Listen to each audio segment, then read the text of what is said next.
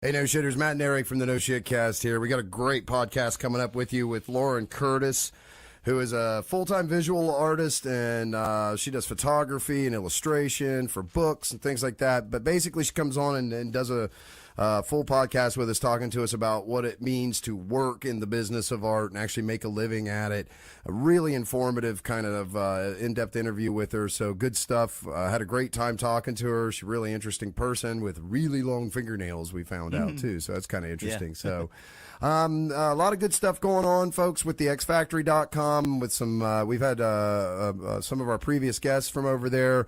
DJ Version 666 has got a track up there right now. It's one of the tracks we talked about in the podcast with him a few months back. Excellent track.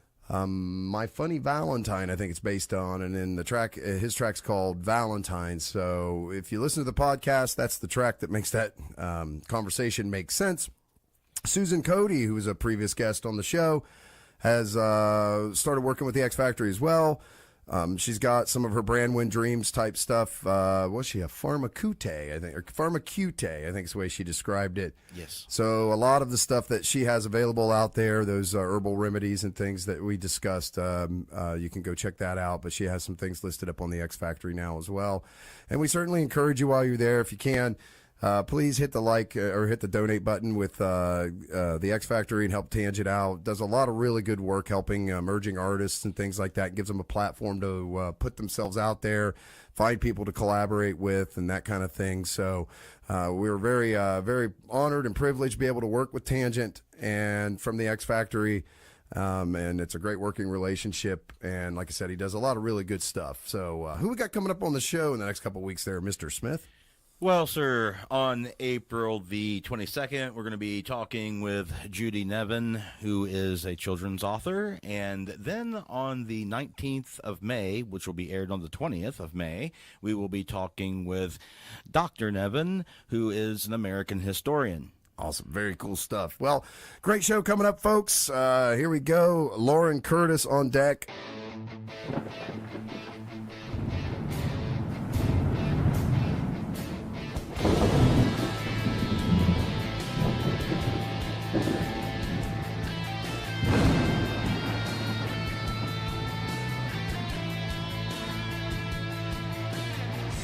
Hello out there, and welcome to the No Shit Cast, flagship podcast of the X Factory Creative Network.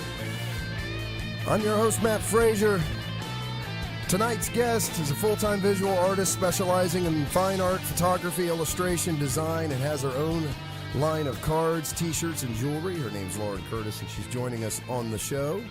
My co-host tonight, as usual, the Gray Wizard of Historical Knowledge himself, Mr. Eric D. Smith. How are we tonight, Eric? Very good, sir. Thank you for asking. So, in 1998, she graduated with a Bachelor of Fine Arts from Mason Gross, I think it's Rutgers, and is now working full-time as an artist. She specializes in illustration, painting, photography, and graphic design, has a wide variety of clients, including publishers, musicians, crafts and greeting card companies, historical organizations, and animal rescue groups. She exhibits regularly in galleries and vends at art and crafts fairs, Goth, Wiccan events, etc. She also creates jewelry, cards, and t-shirts. She's been a featured artist on radio shows and newspaper interviews, on a Gothic cable TV show, and the Oddities TV show on the Science Channel. She's our guest tonight. How you doing tonight, Lauren? I'm all right. How are you? We're fantastic. So really appreciate you taking the time to join us here on the show and kind of talk about your art and what you do. So if you wouldn't mind, kind of explain to our audience the different things that you do and the different types of art that you work in. Sure. Well, as you pointed it out already, I'm a fine artist, and I kind of call myself like a multi-personality artist because I do a lot of different things depending on who I'm working with or the project that I'm working on. So my fine artwork, which is painting, mixed media, photography, is more Gothic and spiritual in subject matter. And then on the total opposite side, I actually illustrate, cute children's books for clients. I also do graphic design. And I have, as you mentioned, my own lines of steampunk and Gothic jewelry, t-shirts, and greeting cards. So I vended a lot of local craft fests and, alternative culture festivals, things like that. That's awesome. When you were growing up, was art really prevalent in your family? Yeah, well, my dad was my first teacher. He was a microbiologist, but he actually wanted to be an illustrator. He just couldn't make enough money to support a new family, so he, pursued microbiology. But he was a fantastic illustrator of wildlife. So he was actually my very first art teacher when I was really little. So he's the one who really got me into it. And, both my parents supported me, going to college and taking art lessons as a kid, pursuing art in, junior high and high school. So was that something that was always with you, or was there like a moment where you knew early on that you were going to pursue this as your single and only career? Yeah, I remember I was in 7th grade in art class with, I think the teacher's name was Mr. Gregory, really cool teacher. And I decided then that I wanted to do art full time. Wow, that's pretty early on too. So you were really driving at this from quite young, like very seriously, right? Yeah, I mean, I did go to Mason Gross at Rutgers, which is the fine art school, and graduated with a BFA in painting and illustration in 1988. I did work in art galleries as art consultants and gallery sitters in New York and New Jersey after that. Then I got into marketing and fundraising jobs, just to make money, but I still continued to do art on the side. And then I think about 11 years ago when the 2 part-time marketing jobs I had, both companies ended up going out of business like several months apart. I just made the decision, you know what, I'm tired of working for not a lot of money or reward for other people. I'm going to take my sales and marketing skills and apply them to myself and my own freelance art career. And that's what I've been doing ever since. Wow. And clearly that's done pretty well, man. It looks like, that's how you make your life now and how you live your life. Yeah, so far, it's very difficult. The money is erratic and, you basically have to work at it 24/7. You have to be your own marketer, bookkeeper, accountant, you have to wear all the hats. But being that I did have a lot of sales and marketing experience for a lot of years, that's been a big plus for me in helping me, have art as a professional career. Still more satisfying, I'm sure. Oh, yeah, absolutely. Infinitely more satisfying, probably, yeah. And I give art lessons now, too, so... So you're teaching as well, then?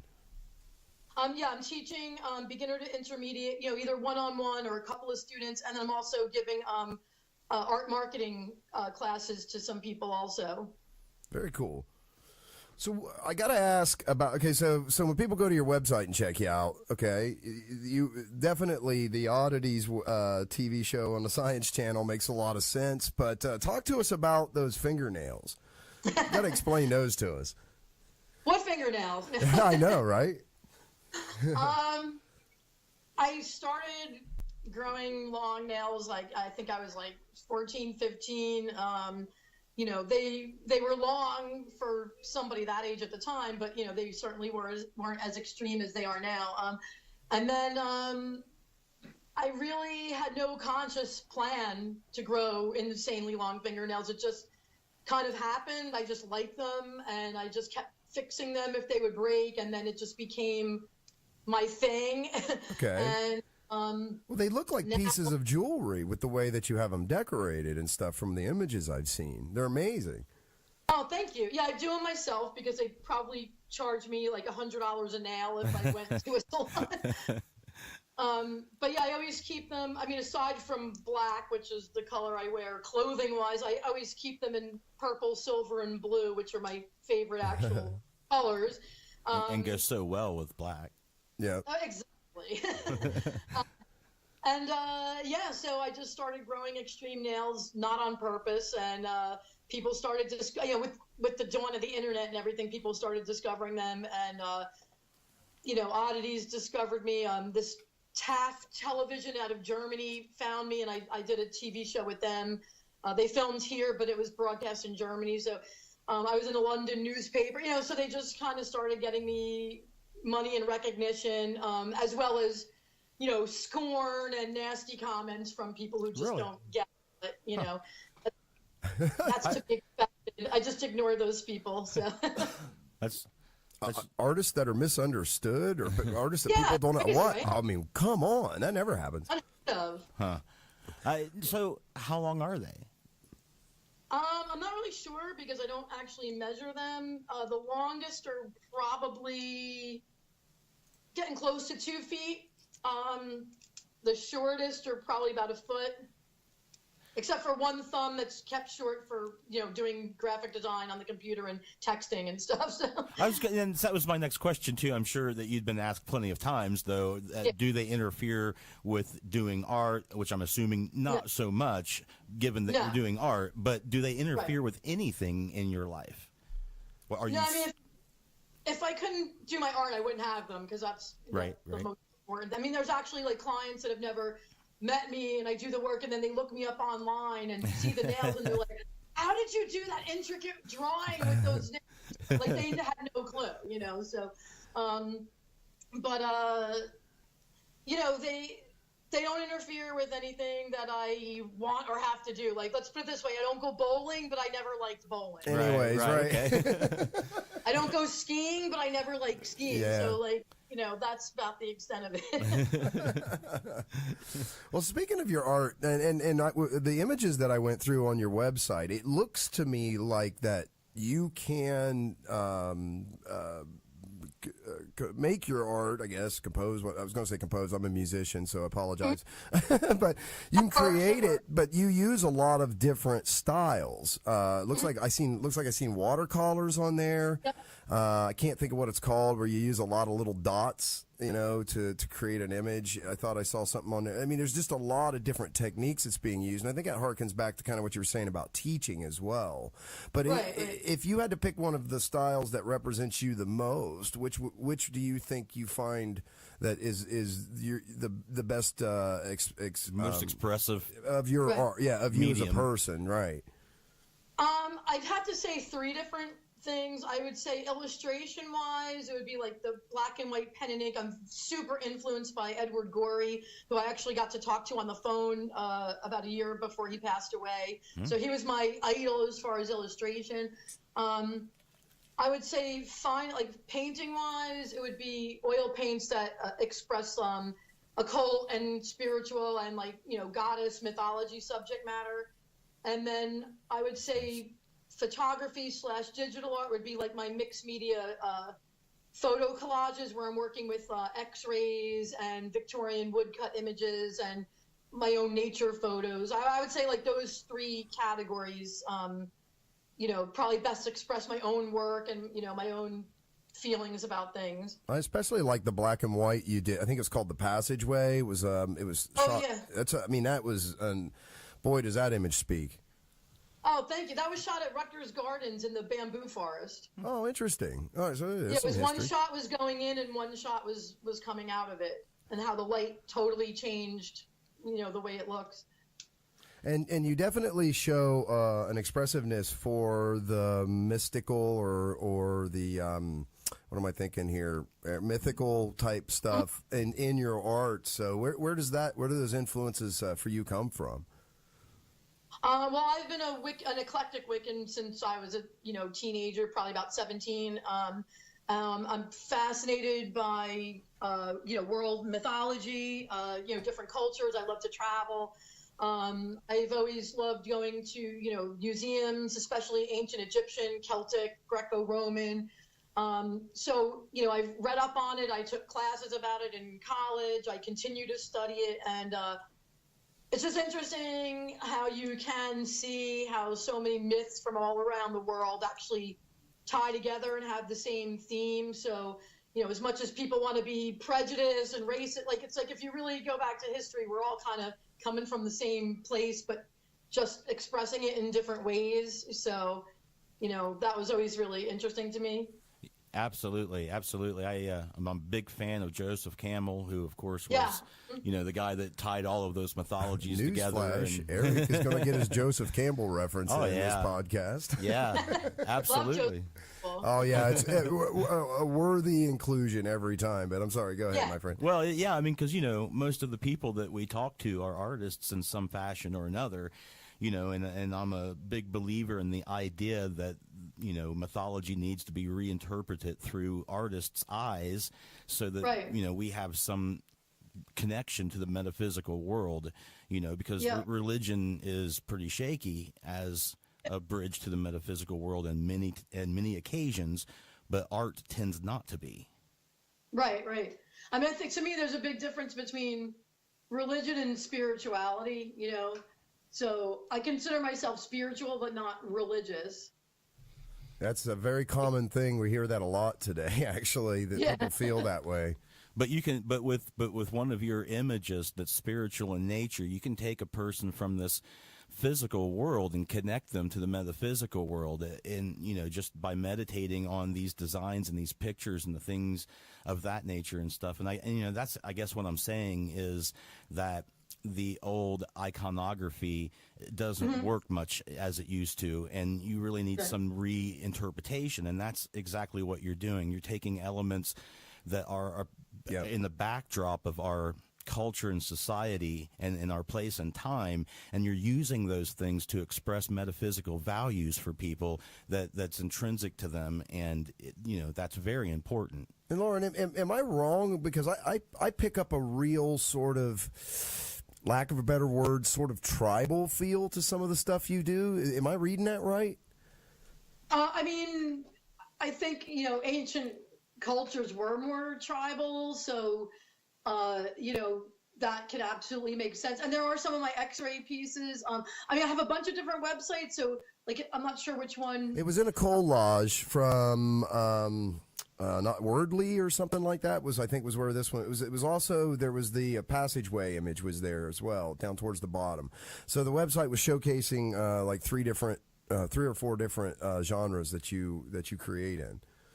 Oh, okay, that might be the Behance site. Yeah, because I have about 5 different websites, that are used for different purposes. Like some are, thus the marketing background, right? Yeah, exactly.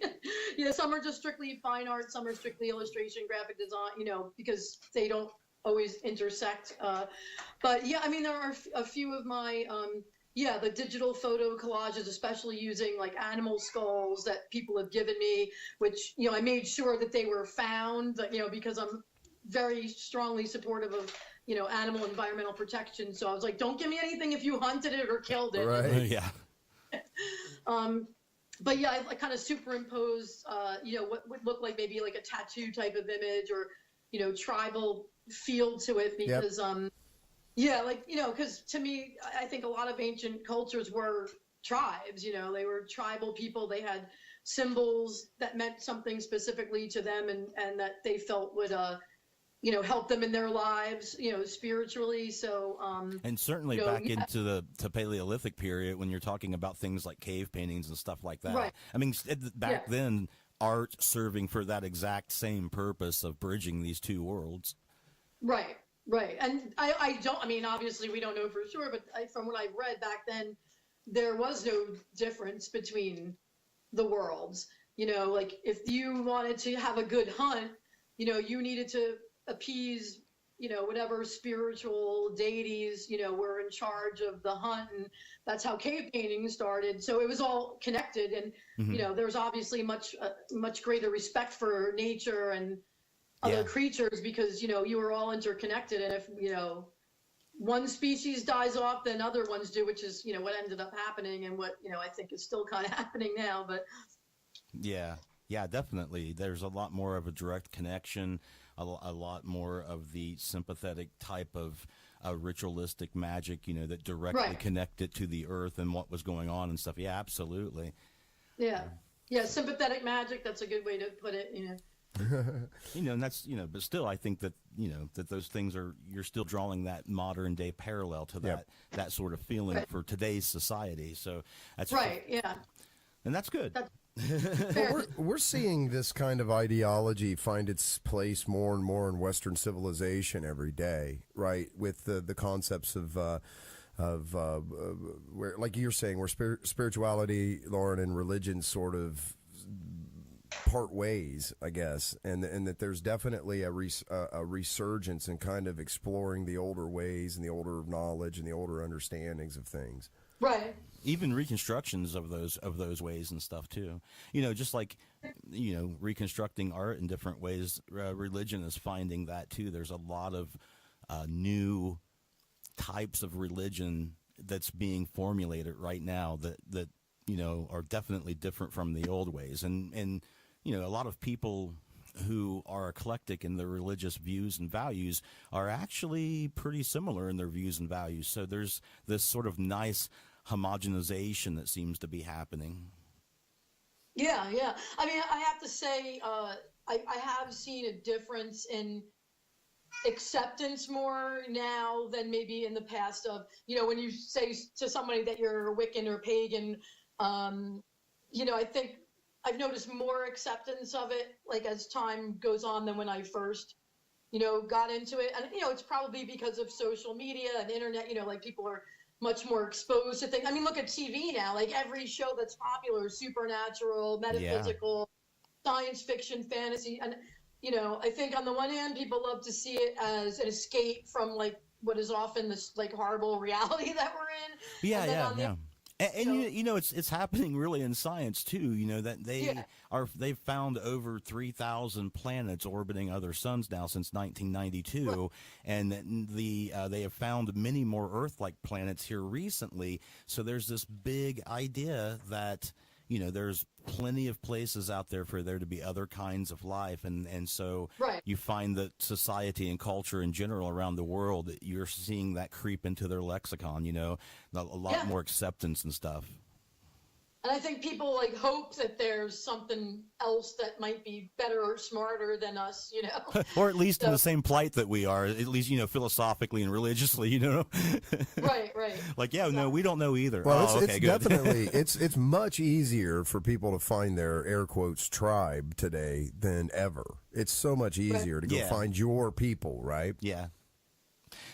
Although, speaking to that last point, though, there's been a lot of recent studies that's been occurring that is pointing to the idea that we might, in fact, be the most intelligent species in the galaxy, if not the universe.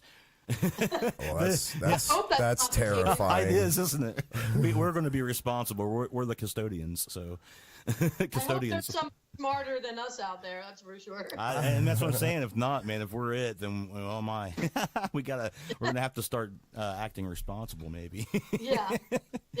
I have a counterpoint question to ask you. When we were talking about the type of art that you did that was most interesting and fulfilling to you, my counter question to that is, what do you find that sells the most, that people request or purchase the most from you or ask you to do in that fashion? That's tough because I deal with so many different types of clients. Like on the one hand, I'm on all kinds of, just freelance job sites, and that type of work is all, either doing basic graphic design. I've actually done a lot of book illustrations, both pen and ink illustrations for, historical type of novels or, autobiography type of things. And then I've done a lot of, just fun, cute, like cartoon illustrations for children's books.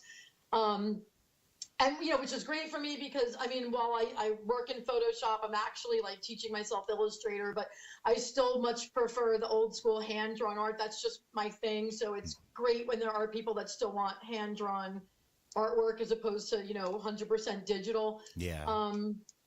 As far as my paintings, I'd have to say, like, usually the very mythological oil paintings, like prints, sell really well of those. I liked all those.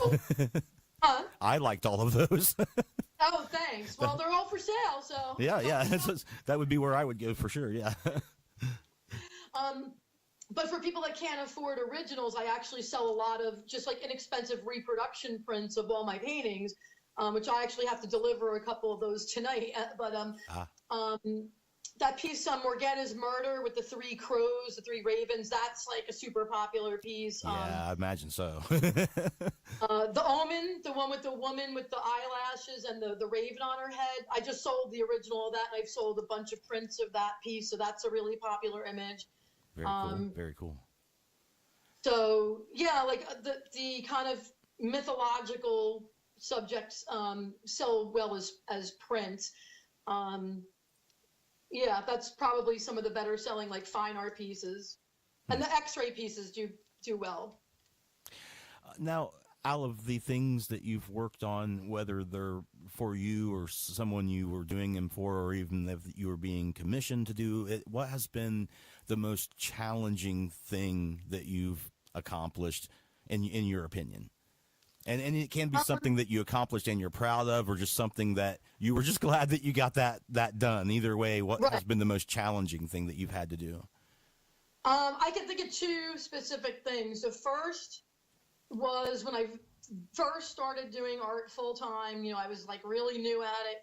I was hired by the Middlesex County Cultural and Heritage Commission to do about 13 pen and ink and watercolor paintings of all the historical sites in my area, like around the Scattergood. And I had never really done architectural drawing before. I'm like, yeah, sure, I can do it, you know. Like, and they were paying a lot of money for it, and I had to go out, photograph the sites, you know, come back, do the sketches, and you know, they had to be architecturally, you know, and perspectively accurate. And I was terrified, and I did it, and they came out great, and they were published into like a book, and they own all the artwork. Wow. So that was like an awesome experience, because I've done a lot of other work like that since. Like, people have hired me to do drawings or paintings of their homes that meant something to them, or other historical sites. And then I'd say the most challenging work that I currently do is probably graphic design, because it really has almost nothing to do with my vision. It has to be completely what's in the other, you know, the client's mind, which I see. Often you don't know what they're actually thinking, and it's so much more technical, and it has to be so very specific, you know, so that I find a lot more challenging to like really get down the like image that somebody wants that best represents their company, like, you know, that they have in their own head, because often they're not artists at all. So, you know, they can't really sketch it or describe it properly a lot of times. So it's a lot of trial and error until they're like, yes, that's exactly what I was thinking, you know. I find that the best results from the people who are friends of mine that are artists, if I tell them just basically, like, I don't know, like if I want an album cover, I'd say listen to the music and just do whatever comes to mind, right? Because then it's always brilliant. Like it's so unconfined, and you don't really know what's going to happen, but you know it's really going to be the best. And that's what I have found. Like when I got a friend who's an artist, and he's done some art for me that I've commissioned from him, and you know, most of the time it's just like, hey, you know, here's the basic idea, just come up with something, and he's really good at that. There's once that I gave him very specific instructions, and he did very, very well. Right.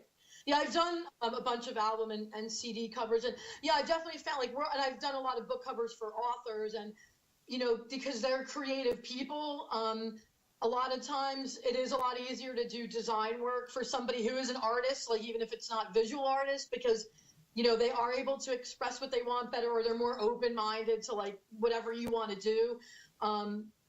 But like the graphic design work, like for a company, that's something that's corporate, like it has to be very specific and, you know, represent like a business.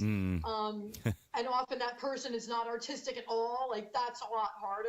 I mean, luckily I've worked with great clients, so I've had very few issues. Like all the work, people have been very happy with it, but it's a lot harder, you know, to get that to like, you know, what they are thinking in their head, but they can't express it to you very well, you know. Like they might say to you, I want the letters to be friendly and make people feel that they can trust me with their money. Yeah. Oh, sure. I'll get right on that. 1,000 fonts, you know. Yeah, right. Like, is there even named anything like that? Let me just open the friendly and steal my money font folder over here, and we'll pick one of them. Yeah, luckily, I mean, I have been like, the main issues I had with like a couple of clients were just trying to rip me off, like not pay, you know, trying not to pay for work, which has only happened like maybe twice. But thank God, you know, like I have to say, all the clients I'm working with right now are really cool. And even when we're struggling to, you know, to get the idea right, like they're totally understanding, and they get like I know, I get it. Like, I'm not an artist, and don't hate me for wanting these changes. And I'm like, no, that's why you're paying me, because I'm trying to like visually put what's in your head out there for you. And as long as you want to work back and forth, then as long as it takes. So luckily the people I'm working with steadily right now have been really, really cool. Some of them I've actually become friends with because we've worked together for so long. So you don't really have an issue, though, then, it sounds like, bouncing back and forth between that commissionable commercial side versus just the creative self-exploration side of the spectrum here. Then you kind of sounds like just as comfortable on either side of that. Oh, yeah, and I got to pay my bills. So, if someone's paying me to do work, that's got to come first. This is what I do full time. I don't have any other job. It's true. It's true. A well-fed artist works better than a starving artist, for sure. That's true. Yeah, I mean, I make time for both, because I do most of the time work from home, so, and, I can work whatever crazy hours I want to work. So, well, that brings up a really good point, Lauren, is that, and one of the things that we've discovered from I can't even tell you, like Eric said, we've had a lot of artists that have come on and talked about their creative process and things with us. But one of the things that we find consistently with the ones that are actually working it is they're actually working it. They work every day at their home. Yeah. Their home is oftentimes set up for the process of the work. Yeah. There is no distinguishing between their recreational life and their work life in a lot of senses. Yeah, some of them it never stops. But would you mind exploring that a little bit with us? Kind of like what your daily process and how you approach both creating personally for yourself and that way, and then from the commercial sense as well.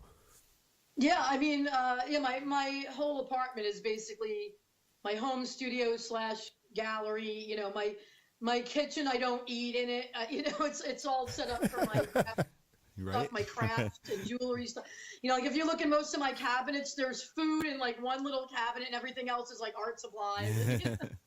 But I'm a night person, so like I stay up till crazy early morning hours, and I sleep later, but, so those are just the more creative times for you, is it night? Yeah. Yep. Yeah. I've always been that way. Even when I was a kid, I always preferred, being up late at night till I'm not a morning person. So, I just get up, and basically the first thing for me is I like just to get all the emailing and correspondence and, promotional stuff out of the way first, get like the kind of technical business side of it done first. And, once that's all cleared out, then I start working whatever commissions I have, whether it's graphic design, illustration, I do work on my commissions. Then I'll go back to doing promotion for, whatever events I'm involved with, whatever art exhibits, or, to promote my art classes or pet portraits, or whatever I'm doing, then if I do have a fine art piece that I'm working on, after all the business stuff is cleared out of my brain, that's when I'll do kind of fine art work for myself, or that I want to submit to galleries and things. Now, when you go out to events and festivals and things like that, is that more work for you, or is that more enjoyment? Because it's definitely promotion to a large degree. There's got to be a work component to it for sure, because you got to load everything it's a lot up. of work. And is it more work than fun? Because they're a lot of fun. Although when you don't sell well, then they're not so fun. Yeah. Well, I guess do you ever get a chance to go and browse them yourself? Like, do you ever get to go and look at other people's art while you're there, or is it all just concentrating on your business? Usually I have someone that is there with me, but honestly, to be a good business person, I try never to leave my table, because you never know when someone's going to come up and want information from you, or want to buy something, or have questions, and I'd prefer to be there myself than somebody else. I do network with the people that surround me, so I've met a lot of really cool people that have had booths next to me, but I might do one quick walk around, but I really try not to leave my table, which, I think is important, because you can leave it for 10 minutes and you're going to miss this. It could be like the one great client or collector because you aren't there, Well, whether 80% of success is being there. Yeah, showing up, yeah. Showing up. Well, now, when I heard you kind of go through that litany of items through your process through the day, it definitely sounded like you have these structured by priority, and tell me if I'm wrong, okay, because I don't want to put words in your mouth, but it's assuming that you take care of the most pressing things first, so that it sounds like you work your way to sort of like a clean slate that leaves yourself, hey, I'm not worried about anything now I can just let my brain focus on creativity and stuff like that. So, Right. but the first thing it seems like you clean up is the business side of the equation first and foremost. You handle that first, yeah? Yeah, also because I do apply for a lot of jobs through freelance sites. So like if you don't jump on that, someone else is going to get hired or you're going to miss a project. So, I really like to go through all that stuff. And I keep track of that like all throughout the day. Like I am constantly checking back with my emails because you never know when you're going to get contacted by a potential client or a job is going to be posted that, is perfect for you. Like, so you want to make sure to be able to jump on that. So yeah, I kind of like to get all my correspondences clean first. And, most people are much more early day people than I am. So like if I do have clients that need to contact me, they're most likely getting back to me earlier in the day. So I don't want to keep them waiting, so I want to make sure that I get back to my clients as soon as possible, as opposed to like waiting till like 12 o'clock at night and then, all right, now I'll get back to you. Like I'm pretty OCD when it comes to being like hyper organized like that. And it's really paid off because, all of my clients, that's the one that they're always like, wow, like you are so reliable. Like I never have, like I remember things before they will half the time, That's good. Yeah, that's how you build a strong client base, right? So you you're developing relationships is what you're doing here, so that you Absolutely. So you work that way. Trust me, because you are doing something creative that's either something very personal for them or that's representing their artwork as like a writer or as a musician, or something that's their business, that's like their livelihood. So if they don't feel that they can trust you or rely on you, they're not going to use you again, so. Yeah, that's absolutely true. And it's funny because, or maybe it's not funny, but we find that these same tenets of success and all come from sort of that same source of perseverance and dedication, and I guess what my parents would call stick-to-itiveness and things like that. Right. There's a secret formula here, but it's the same one over and over again, and it's a grind. If you want something, you got to work it. That's just how it works. Yeah, absolutely. I mean, even when I have no commissions lined up or no motivation towards a new piece, like every single day I'm online, I'm looking for new jobs, I'm promoting something, I'm trying to make new connections. Yeah, as a business owner is the only creature on the planet, I think, that goes out and looks for more work for themselves to do. Right. People don't get that. It's Yeah. It's not, even whatever great reputation you have, it's not like jobs are just going to fall in your lap. I mean, sometimes you're lucky and they do. There's definitely times where I've gotten some great clients that are like, oh, I found you on a search, and they ended up becoming like excellent clients. But that's the rare occasion. Like you have to go out and find them yourself. You have to build your reputation where people are going to want to recommend you to other people. I can't remember. Eric and I were talking to somebody. I think it might have been one of the authors, and the way it kind of came down was, look, if you're an artist and you want to be filthy, stinking rich from being an artist, prepare to have your heart broken, because you can't be. If that's what you love, forget it. It's got to be. You got to do it because you love it. That's just the thing. Well, basically that goes for whether you're filthy, stinking rich or dirt poor. If you're an artist, period, prepare to have your heart broken. Right, exactly. You're being criticized like all the time. You're being rejected all the time. It doesn't matter how big or small you are.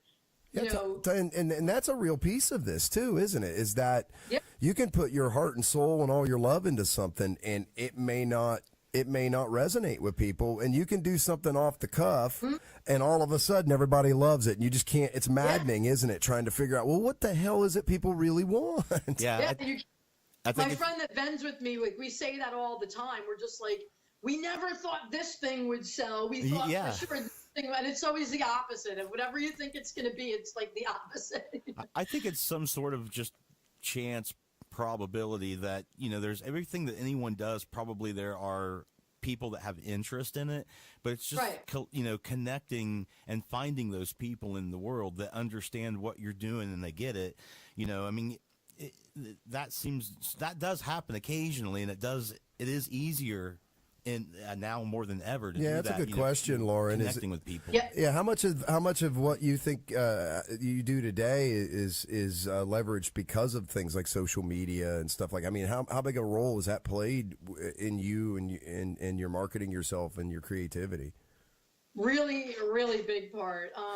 And I was like an anti-computer person about 13 years ago. Like my first computer didn't get till 2000. Only because I knew I had to if I wanted to be self-employed. I knew I have no choice. But I'm telling you, I do great on Facebook personally. I know some people do better on Instagram or Twitter, but I have done so much business on Facebook, and I've met so many great clients. I've gotten so many great art exhibits through connections on Facebook. And that's my biggest following is on Facebook versus any of the other sources. Although I'm on Instagram, I'm on Twitter, LinkedIn, and the following's okay, but Facebook by far for me has been the best, just because that format works best, I guess, with my personality and what I do. And it's just because it makes everything so accessible, which can be dangerous because you have to make sure to post things, low resolution, copyright, you have to do everything you can to prevent people from stealing your image, although, there's nothing foolproof, but you have to make it as hard as possible. But if you don't put your work out there in this day and age, then, you're really going to be left in the dust, Yeah, that's true. You have to have a presence, I think, of some sort on social media and definitely the internet today if you want to be considered even a viable business. I mean, right. I do engineering, and one of the things that we always look at when someone is inquiring for a project or something is, do they have a brick and mortar building, and do they have a web presence? And if they're missing either one of those pieces, or it's hard to figure it out, then the solicitation is probably for ulterior motives. Right. Yeah. That's why with my art marketing students, that's that's a big part of what we go over is social media marketing and promotion, and some of the basic do's and don'ts and things like that, and what sites seem to work better for who. It's funny because do you think that that's kind of missing from when it comes to formal education for artists, that component of self-promotion and how to market yourself? Do you think that's kind of missing in that equation? I mean, it's hard for me to say because remember, I graduated college in 1988. So yeah, good point. I don't know what they're teaching right now.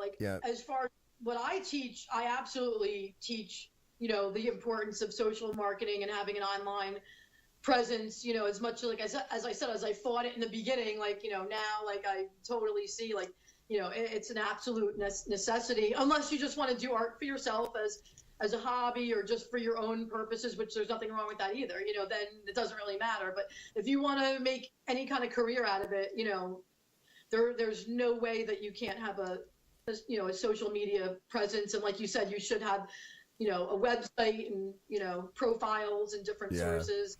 At the very least, some sort of trail. It has to exist. If it doesn't, because, and that's the other thing is we definitely live in it because of the accessibility of information today. It's almost like we live in a much more paranoid world as well. Yeah. People, I got to Google you. Oh, yeah, because I mean, I have so many friends, they'll have their Facebook pages or whatever. Oh, well, mine's set to private. I was like, there's nothing private on. Just if you've participated, you're hacked. You're done. I mean, at this point, if they want to see it, it can be shared. So you do have to be careful. You can't be stupid about things, you know. But I mean, I would think at this day and age, especially in college, I would think that, you know, that they're teaching the importance of, you know, marketing and social media and web building, you know, website building, and I would assume, you know. Well, we're talking about a generation, though, that is the best at self-promotion, probably, of any generation that's ever existed today. They definitely do. I'm taking a class right now at Ohio University, Lancaster branch, and the professor up there, I'm taking a video production class, and, you know, he talks about all kinds of things. He talks about concerning, you know, how to sell yourself and how to have an image and that sort of thing. And he's even having some people come in who are in the business who's going to talk with us about such things. And so they definitely cover it. They definitely do. Yeah. Yeah, I would assume, you know, it is, I mean, it is the selfie generation, you know, so it's all about, like, you know, everybody is all about putting their image out there, you know, so. It's not my major, so I was hesitating to speak because I have limited, but I know at least for the class that I'm taking, that professor definitely does. So, you know. Who was it that we were talking to, Eric, about? It was about self-publishing through. Well, we've talked to a lot of people about it, but mostly it was Michael Dobson that was and Stephen Sullivan. And because I've always, Lauren, I don't know, I'd like to get your opinion on this. I've always kind of viewed the artist and the corporate, when you start getting into being produced kind of thing, I've always viewed those as sort of the evil empire versus the little artist. And what we're sort of finding from the artists, the ones that do it for a living, is that, well, it isn't so black and white. There are places where they serve an absolute purpose and you need them. So I was kind of wondering, you know, where do you sort of Michael Dobson? Yeah, it was Dobson. Yeah, Michael Dobson. Where do you kind of break down on that in the idea of an artist having to sort of sell a piece of themselves to some, you know, through some entity or whatever, like a big corporation, like if you were going to do some kind of a project for Coke or something. Right. I mean, it really depends on the artist. Like, to me, you know, if there's a company that wants, you know, as long as they're going to pay me fairly and not try and rip me off, like, you know, that's my decision if I want to give up the rights to an image or not. Or, I mean, a lot of times you'll be commissioned to do something specifically for them. So it's like, you know, you already know in your mind, like, the piece I'm creating is, you know, specifically to be purchased. You know, like when I did those pieces for Middlesex County, you know, like I knew all these paintings are for a specific purpose, which I agreed with. It was about historical preservation. But, you know, they were paying me very fairly, you know, and they were great to work with. So, you know, I think you have to make sure that your rights are protected. You have to find out, you know, about, you know, are you owning the copyright to this? Am I retaining the copyright? You know, what's the going rate for something like this? Are they paying you fairly for it? But in no way it diminishes your interest in the project or anything. I don't think so. I mean, to me, if it was a company that was some horrible, you know, had this horrible reputation of like big polluters or just some really evil corporation, you know, if they happen to approach me, which hasn't happened, you know, to do something, then, you know, I don't know, I might have to think twice. Like, it would depend on their motive, but I got you. I was thinking of, not read, but I watched an interview with a couple of people who were talking about with their art, which in this particular case was music, taking it from like publishing it themselves to being like on a record label, and they didn't like it so well. They felt really confined, and it didn't have anything to do with the company being a good or a bad company, just that they felt too controlled about what was expected from them, and it really diminished their ability to be interested in doing the thing for a while until they got out of that situation. So that's right. But I totally see that, and I mean, to me, I guess I kind of separate the two things. Like, if someone is hiring me to do a specific project for them, you know, then my focus is on the skill level, like getting it drawn or painted or designed to express what they want, because they're hiring me to do it. That's the job. To me, that has nothing to do with my fine art. You know, my fine art is what self-expression. I'm the person that needs to be happy with it. You know, it's a message that I'm creating for myself that like hopefully other people it'll resonate with. But you know, if somebody's hiring me to do something for them, then my main goal is, well, I have to make it what they want it. It has nothing to do with what I want it to be. It's totally separate. I'm not using it for any other purposes. You know, they're the ones that are going to be using it. I'm not bringing it to a gallery. It's, you know, so it has to represent, you know, their goals, not mine. That's very good. That's very good. So, I mean, you know, some artists can't have that separation. They do what they do, and that's it. It's really good to have that, though. It's really good to be able to compartmentalize that sort of a thing for yourself in your life that helps you get by, too. I have a question about... More, go ahead. You know, more career opportunity, you know, more job opportunities. Not that either mindset is right or wrong. You know, like if you're an artist, it's whatever you feel you want to do. Sense. Like if you know, like some people, oh, you sell out if you do commercial art. I'm like, I don't agree, because I'm making a living doing something that's still creative, and I'm still making my own work. So why is that wrong? And it's something you love to do, to boot. Right. Yeah. Win-win-win. Just right? because it has a home that's good or pays well is not bad. Right, and if someone else doesn't choose to go that route, well, I'm not going to judge them. Well, you know, you don't want to put your stuff out there, or, you know, you don't want to make money off your work, you know, you just want to keep it sequestered. Well, you know, that's their business. There's no, you know, there's no right or wrong. It depends on what you want, you know, from your own, you know, artistic abilities. And I want to make work that makes me happy and expresses myself on the one hand, and I want to be able to make a living and support myself off of it on the other hand. So, I definitely agree. Yeah. I have a question. It's about steampunk. Yeah. So earlier I was telling Matt, I said, you know, I know what the accoutrements of steampunk are. You know, I know that stylistically there is steam engines and brass and wood and sort of a turn of the century feel to and look about it. But that's about it. And I was asking, do you know if there's, and this is what I'm asking you, is there a cultural aspect to it?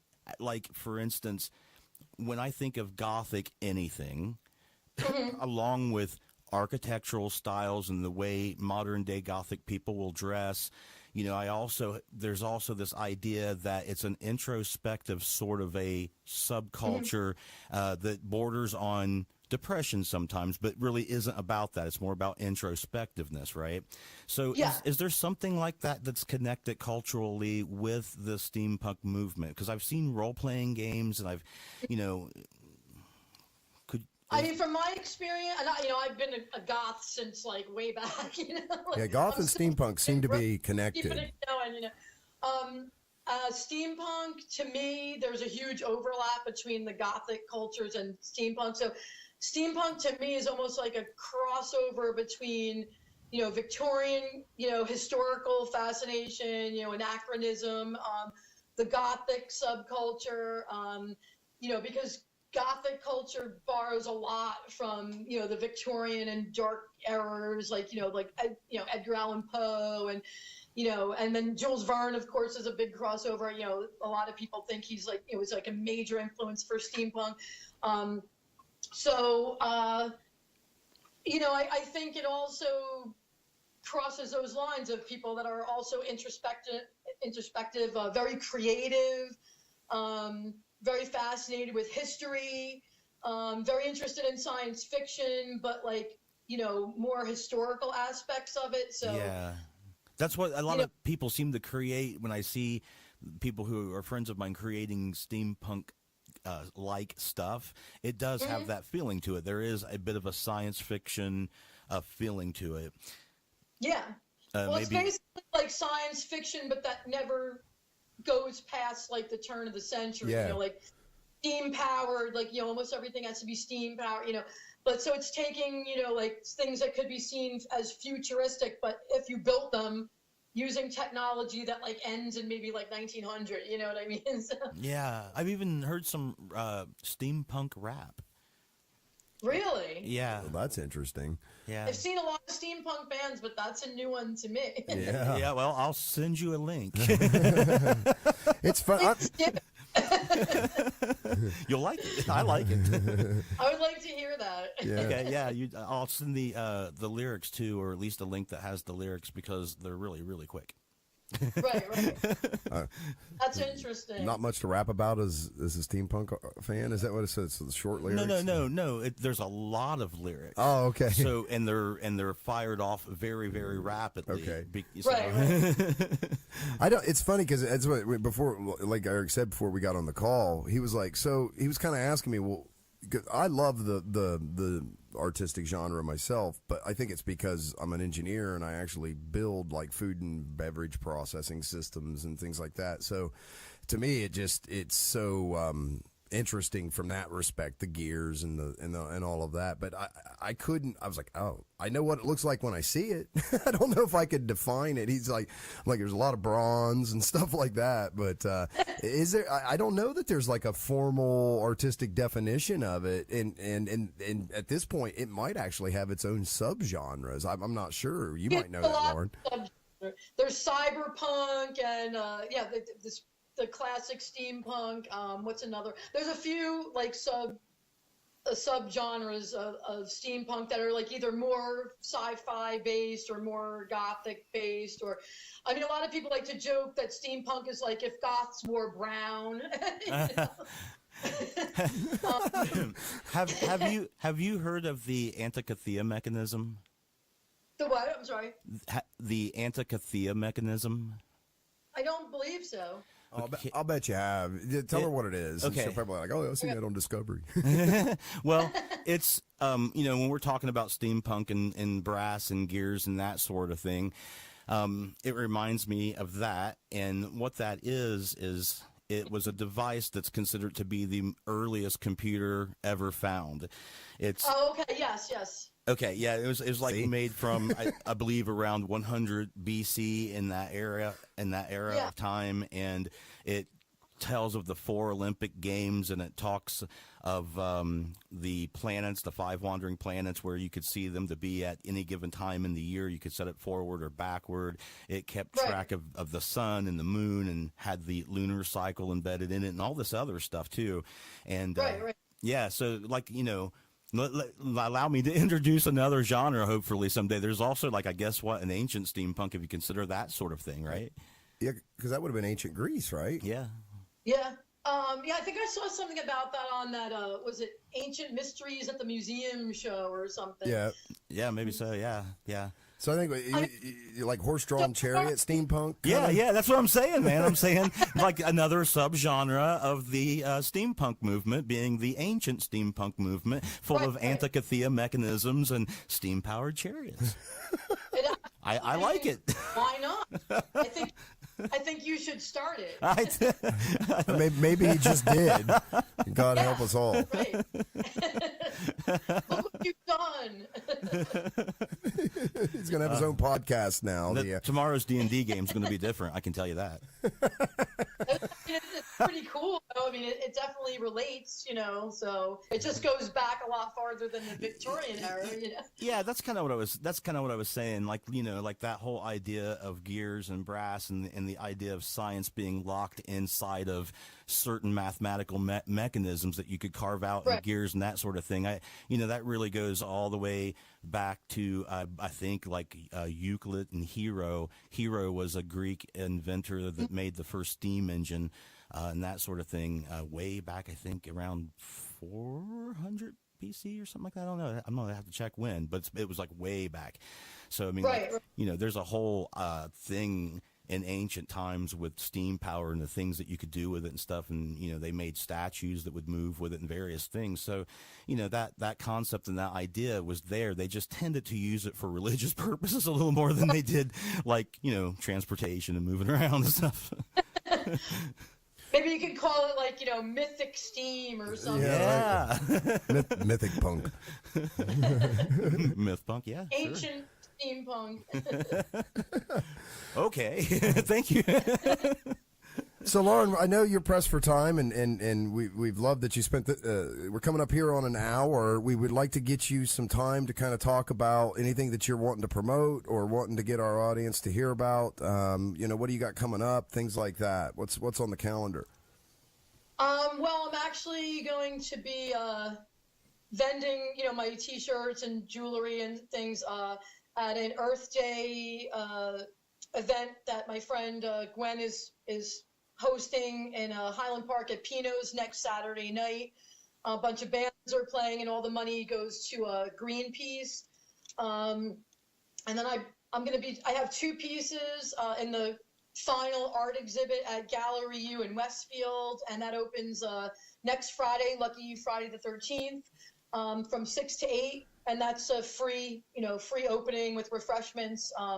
So that should be a really good show. And then in like the middle of May, I'm hoping to vend for my friend Danson's sideshow event that he does at Roxy and Duke's in Dunellen. And usually when I'm available, he asks me to vend. And that's like a very steampunk, flavored kind of event. So it's pretty cool. Very old school, vaudeville sideshow kind of stuff. Like, so that's really cool. And then, I pretty much regularly exhibit in different gallery events and, New Jersey craft fairs, basically starting in like late spring, going all through like the holiday season. So if you find me on Facebook, Lauren Curtis Art / Talent Art on Facebook, or Lauren Curtis Art, if you just Google that, you should be able to find a bunch of my sites. You can sign up for my newsletter. And I always publicize like all the shows and events that I'm going to be involved with. Well, very cool. Is there anything that I mean? You do have a couple steampunk sites that you're doing now too, right? Facebook groups and things like that. If I remember right, is that correct? Yeah, it's one Steampunk Landing. It's we have a fan page and a member group page. So anyone that's interested, legitimately interested in anything that's steampunk, it crosses over to gothic, Wiccan subjects, Victorian era stuff, then you can feel free to join the group. And, I try and encourage people to promote their related events, so everybody can kind of keep up on what's going on in the scene. So there's a lot of gothic events that are posted there, a lot of music stuff, art stuff, big festivals that are happening. Very cool. Well, very cool. Well, if there's nothing else that you want to make sure we get out, are we good there? I think we're good. I just wanted to thank Tangent for hooking us up with this. So I really, and X Factor, he's done a lot of support for my stuff on his site. So, I just wanted to thank him for that. Agreed. He's awesome. Absolutely. Yeah, we love Tangent. Boy, we give him a hard time, but why he still works with us, I don't know. But, man, he does, and he's just nice guy like that. So, all right. Well, there you have it, folks. Lauren Curtis, a friend of our friend Tangent from the X Factory, on the show with us, talking about her art and things that she's got coming up, and explaining to us what steampunk is and isn't. Yes. So fabulous. We appreciate it, Lauren. Thanks for being on the show with us. If you're listening out there, make sure you hit the like and subscribe button. Get your butt over to Facebook and subscribe before Tangent has a meltdown about us not getting to 100 subscribers. And make sure you subscribe to us on iTunes, too. But thanks for listening, and we'll catch you all next time. Bye. Bye.